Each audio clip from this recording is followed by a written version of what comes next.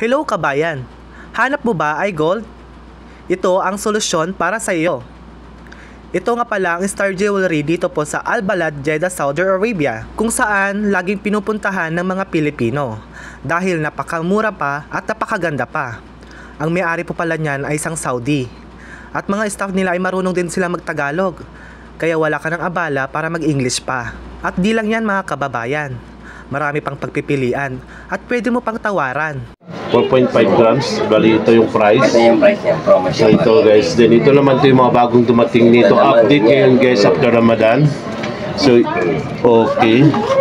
Ito na po yung mga presyo.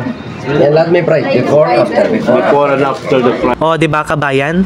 Narinig mo ba yon? Marunong siya magtagalog. Kaya wala ka nang alalahanin pa para tumawad sa kanya. Kapalan mo ng mukha mo dyan kasi alam mo ba yan? Napakamahal pag binili mo yan sa Pilipinas. Sa halagang 465 lamang yan mga kababayan.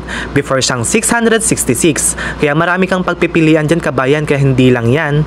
Kaya ito pa. Kung mapapansin mo yan kabayan, yung malaking pendat na yan.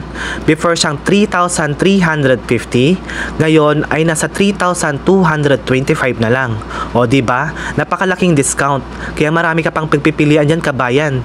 Kaya halika na at bumisita dito sa Star Jewelry Al Balad, Jeddah, Saudi Arabia. Tapos yun, yung 666.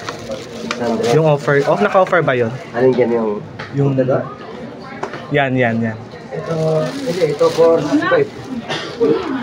465. Ito yung 465 na lang. Ito pa kababayan, ito pala yung tinuturo ko kanina sa kanya. Before siyang 666 real, ngayon ay nasa 465 real na lang.